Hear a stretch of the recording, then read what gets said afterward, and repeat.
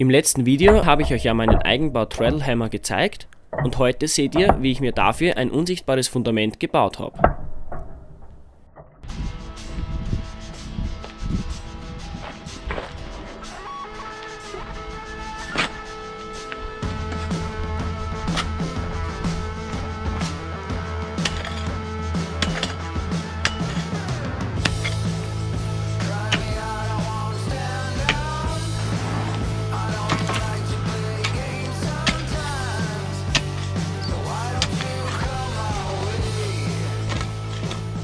Leider habe ich vom Schweißen das Filmmaterial verloren, aber was ich hier einbetoniere, sind zwei übereinander geschweißte M16 Muttern mit mehreren angeschweißten Betonstangen zur Stabilität.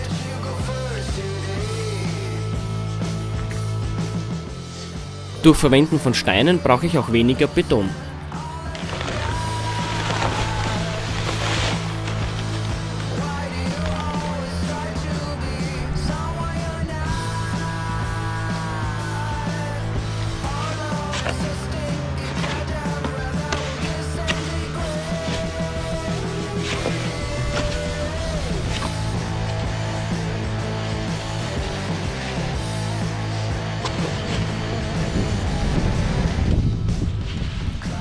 Dann habe ich das Ganze glatt gespachtelt, sodass das Wasser abfließen kann. Aus dem Beton schauen jetzt nur die zwei Gewindemuttern heraus, über die man später den Hammer einfach niederschrauben kann. Dann habe ich die Muttern noch mit einem Stück Styropor abgedeckt, damit sie nicht rosten, das Ganze zugeschüttet und mit einem Stein abgedeckt. Auch die Grasnarbe habe ich oben wieder angebracht.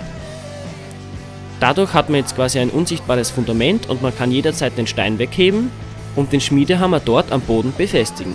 Dadurch bleibt der Schmiedehammer auch nicht dauerhaft im Freien stehen.